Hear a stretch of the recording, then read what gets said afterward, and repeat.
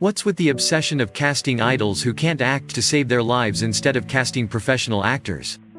This is why Hollywood is so cheap and uninteresting, because it seems that quality entertainment is not the top priority. Idols should just stick to what they can do best, and Hollywood should stick to casting actors and let them do the acting. Casting professional actors would be a wiser investment for Hollywood and would bring more quality to the industry. It would also benefit the idols, as they would stay away from acting and leave it to the pros, because I'm sure no one wants to put up with cringe-worthy acting. This would ultimately lead to more engaging content. This would also benefit the audience, as they would get to watch better films and television shows. In addition, it would give idols more respect if they knew their limits and stop humiliating themselves from accepting roles they can't perform properly. Idols should also focus on their music career, leading to more successful projects. So, let's have high-quality music instead of bad acting.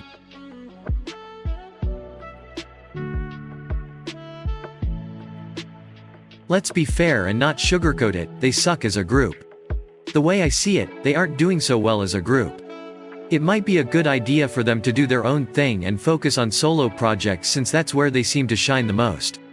They don't seem to have any real dedication or enthusiasm for group activities, even though they agreed to them. It doesn't make sense to me why Jennie would want to continue when she's already established her own company.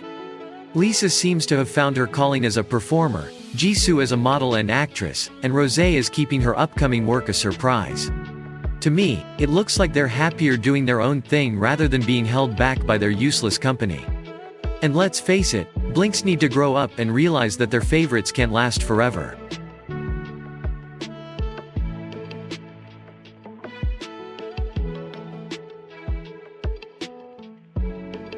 Don't you just love it when certain people make a fuss about looking unhealthy on social media? I've noticed that with the rise of K-pop, celebrities as well as non-K-pop fans are adapting to some of the Korean beauty standards. We have Oily London to thank for that, who is an obsessed creep, Arigato Grande, who went from blackfishing to Asian fishing, the world's famous corn star Kim Kardashian and friends who got rid of the BBLs to look skinny, and some non-fans who are having a midlife crisis thinking that if they don't meet a particular standard then their life is over. This is creating a toxic culture where people feel inadequate if they don't look a certain way. It's essential to promote body positivity and self-love, regardless of race or gender. We should all be proud of who we are and celebrate our differences. We should strive to create a culture where everyone is respected and accepted for who they are, regardless of their physical appearance. Everyone should be free to express their true identity without fear of judgment or discrimination. We should embrace our uniqueness and diversity.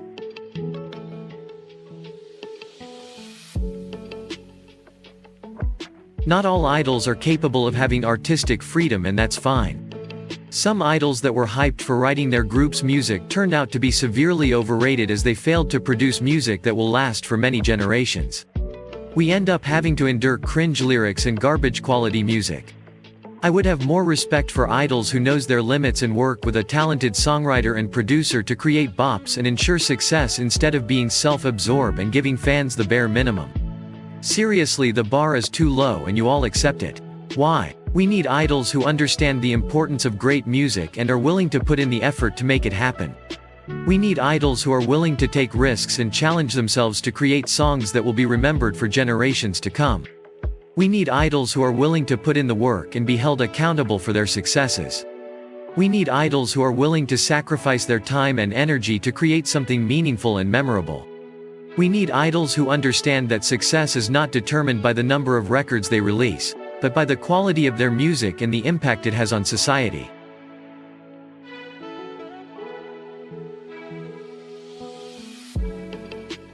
Now that I have gotten older, looking back at some of the choreographies given to YGE groups, I've noticed that they were lame, boring and downright laughable. I'm surprised that the choreographer wasn't fired after all those failures.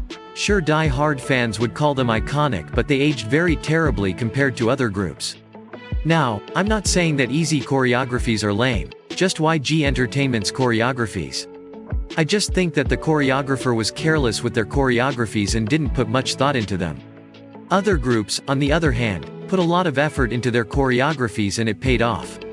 YGE should have taken note and done the same. The choreographer should have taken the time and effort to make sure that their choreographies were well thought out and well crafted. This would have resulted in better live performances and would have kept the group relevant and successful. The choreographer should have taken the time to perfect their choreography and craft it into something creative and unique. This would have given them an edge over other groups and would have helped them stand out from the rest.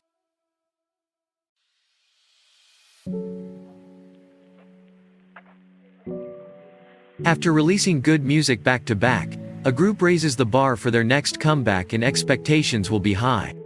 Nonetheless, if their comeback ends up as a complete disappointment, their momentum may be ruined. I'm talking about a series of bad comebacks. This can have long-term consequences, as it can damage the group's reputation and even lead to a decrease in their popularity. It is essential for groups to make comebacks that live up to the hype and expectations. Companies should make sure that their groups have a consistent concept and style to ensure their comebacks are successful and well received.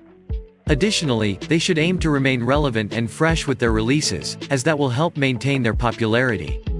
Companies should also make sure to hire experienced producers and songwriters to ensure that the group's music is of the highest quality. They should also consider working with well-known artists and producers to ensure that their comebacks are successful. Finally, they should create hype and anticipation for their comebacks to ensure that the group's fans are excited and eager. It's impossible to always release something that the general public will like, so it's okay for their comebacks to be awful. However, if they have a good plan, they can minimize the chances of their comeback being a failure. This includes having a clear strategy, releasing quality music, and connecting with their fans.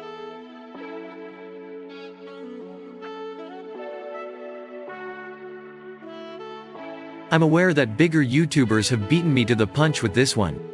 Forgive me, my brain interprets things differently. The real reason why the Big Four boycott failed is because there's no unity in the K-pop community.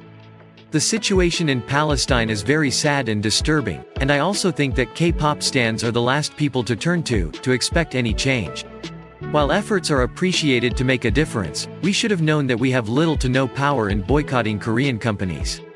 If it was a case where Korean stans and international stans joined forces and boycotted those companies together, then it would have succeeded. Unfortunately, if the majority, keyword majority of Korean stans joined in on the boycott, then maybe they would listen. It's common knowledge that these companies love money more than their health, so hurting their pockets is the only way to get the message across. Also, I don't think some stans are aware or educated or care about the genocide that is happening in Palestine. Additionally, I didn't take this boycott seriously because of my experience. Whenever something happens inside or outside the K-pop community, stans treat it as a trend and have online outrage without doing anything, and then when they got bored, they returned to their normal lives as if nothing happened. But I do admit that I want change to happen, however, it has to be an effective solution. I wish we could all come up with better solutions, but unfortunately, we are all powerless. We should all come together and use our influence to create awareness about this ongoing issue. We should all take action in some way, no matter how small, to help the Palestinian people. We must do something, and we must do it soon.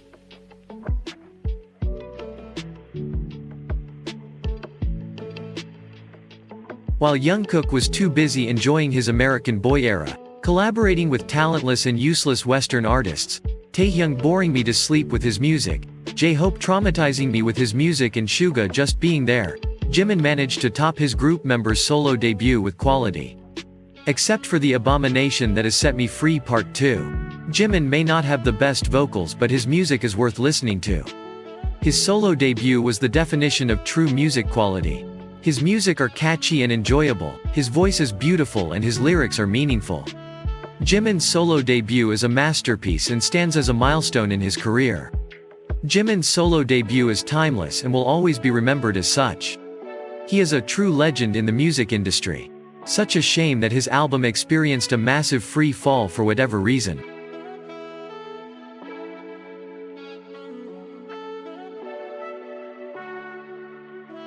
Fan wars, being blinded by toxic beauty standards, spreading of misinformation and toxic behavior within the K-pop community all contributed to the destruction of critical thinking and intelligence.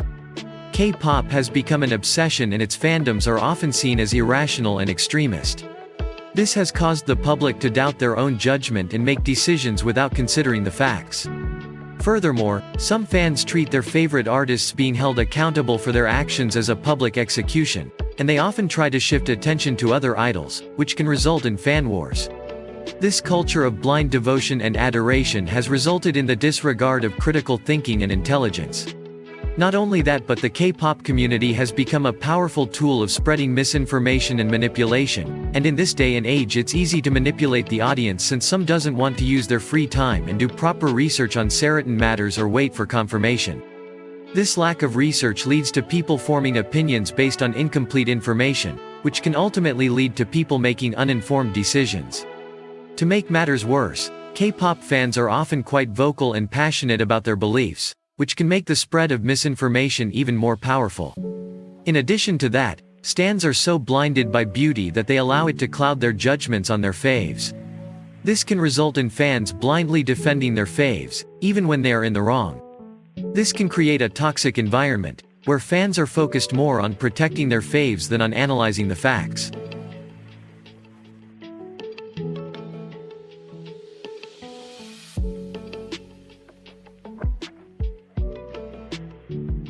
I understand that some bigger YouTubers have already shared their thoughts on the current situation, but I would like to share mine.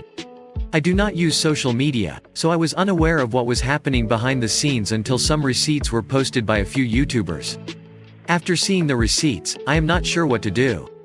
Some of Cheryl's supporters and admirers called her out on a shorts video she had made a few days ago, where it was believed that she spread misinformation and made fun of the boycotting situation in regards to Palestine. While I do not agree with what she said and admit that she crossed the line, I do not think it was fair to dogpile her or cancel her for that video. I understand that having bad takes on a humanitarian crisis is not only insensitive but also a very serious issue that should not be ignored. I can understand why fans were shocked and chose to withdraw their support. However, I do not think that ruining someone's mental health is the right way to go. Yes, she should be held accountable for what she said, but why cancel her? Isn't cancel culture something we are against because it is toxic and not a proper solution? To be honest, I do not have anything against Cheryl. She has always supported me privately whenever I was at my lowest. It would be fake of me to hate on her just because everyone else is doing it. Please understand where I'm coming from. The only thing we can do is learn from her mistake. It would be best to give her some time, let her breathe, let her learn, and let her grow.